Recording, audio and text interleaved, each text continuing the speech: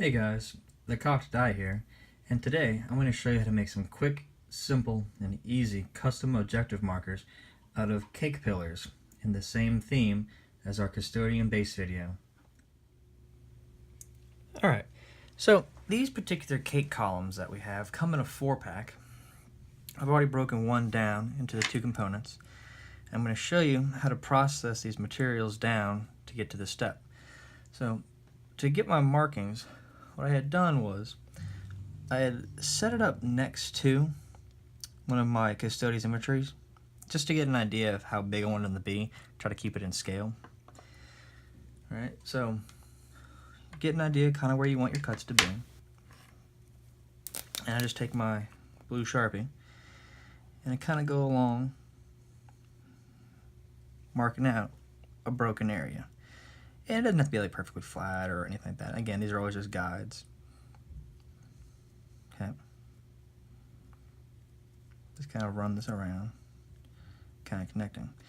Now, I'm going to do this at the top and bottom because we can get 2 objective markers out of each one of these, right?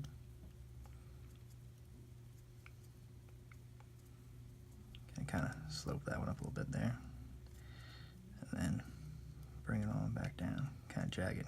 All right. So you see, the tops and bottoms give you 2 different kind of looks. All right.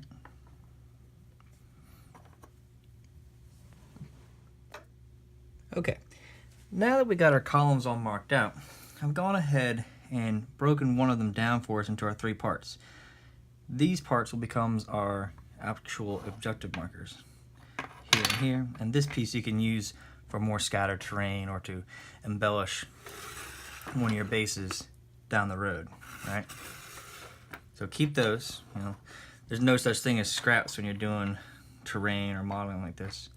Now the tool that I use to break these down is going to be our Dremel. Okay, so with your Dremel, I'm just going to pull one of our columns aside, and we're going to try to walk around the lines that we made. Okay.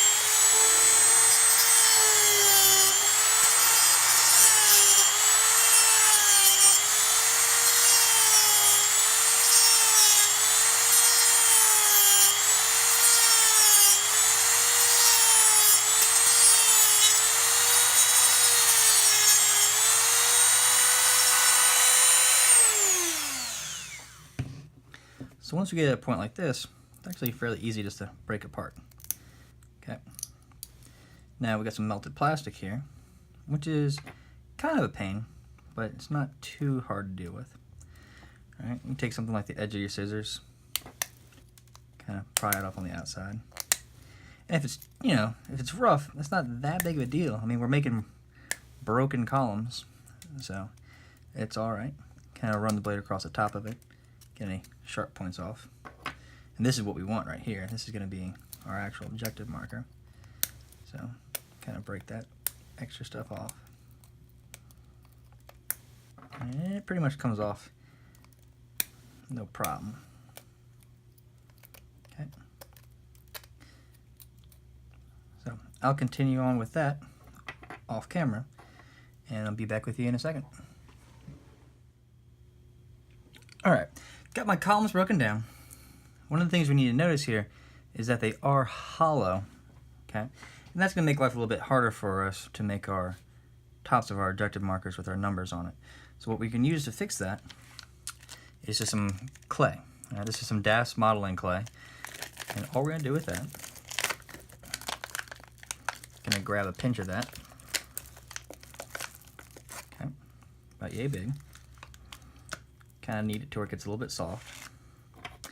And we're going to push that down into our column. Okay? I want to keep it good and tight. Making sure our edges look pretty good. Okay. Get a little bit of water. Smooth out that texture. And then what we can do is get a little bit of sand. Okay, take a pinch of that sand, put it on there, kind of press it into that clay. Okay,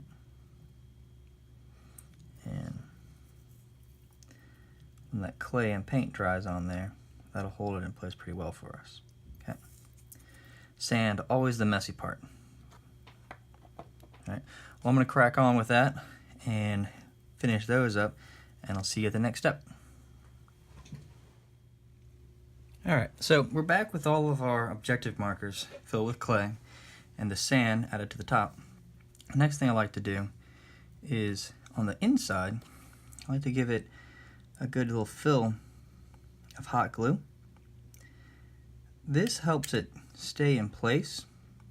Also adds a little more weight to the objective marker, because you know you don't want your objective markers moving around on us. So just continue around, making sure to get those edges. Help sealing that clay in place. Help tidying it up to the base. Okay. As you can tell, this part tends to go pretty quickly. Get that hot glue string out of there. If anybody has a trick to keeping hot glue strings from happening, I would be very happy with it. Those little spider webs, it really gets annoying when you're doing large terrain projects. See, spider web. Alright, we're going to set back and let that cool. Now when I come back, I'm going to have them primed white for us. And the white primer is actually kind of important because it allows our washes and paints to stick to our extruded plastic pillars. So I'm going to give this a little bit of time to set up, and we'll be right back.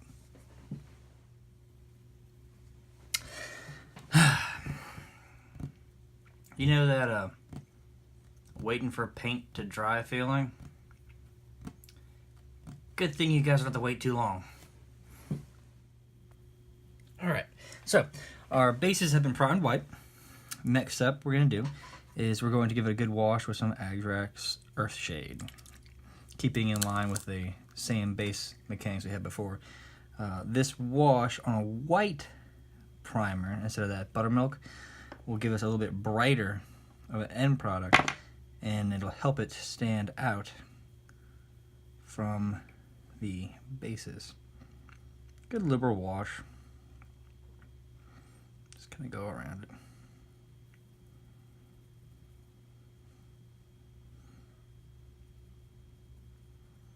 And like I always say, washes, liquid talent. Makes all that detail show up on us. Right?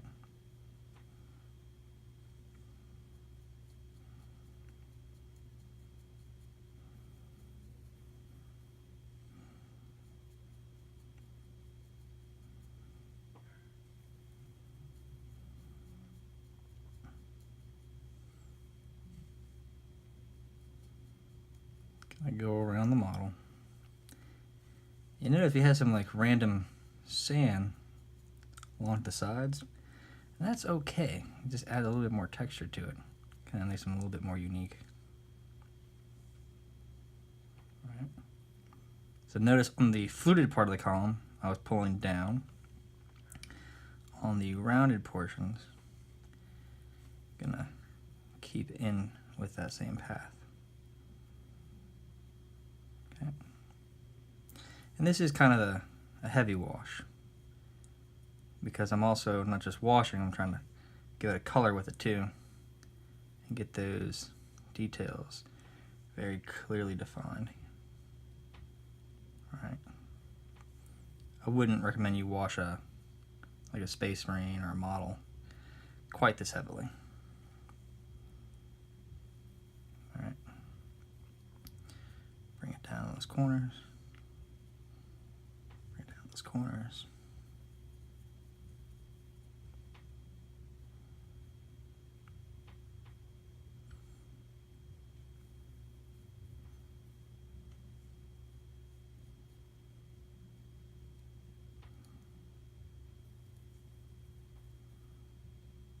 Go back and touch up that top.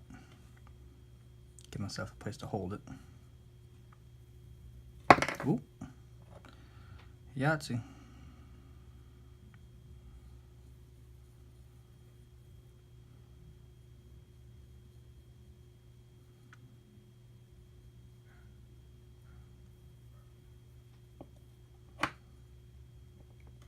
Back to that top.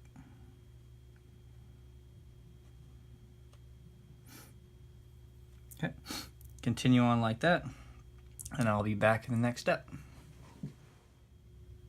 Alright, our wash is dried now, and I've gone ahead and I started marking our objective numbers on it. Pretty simple little task. Just finding a spot you want to start, giving ourselves our kind of a freehand look. And I'm just using some black paint and kind of dabbing it through to fill up all that green we got.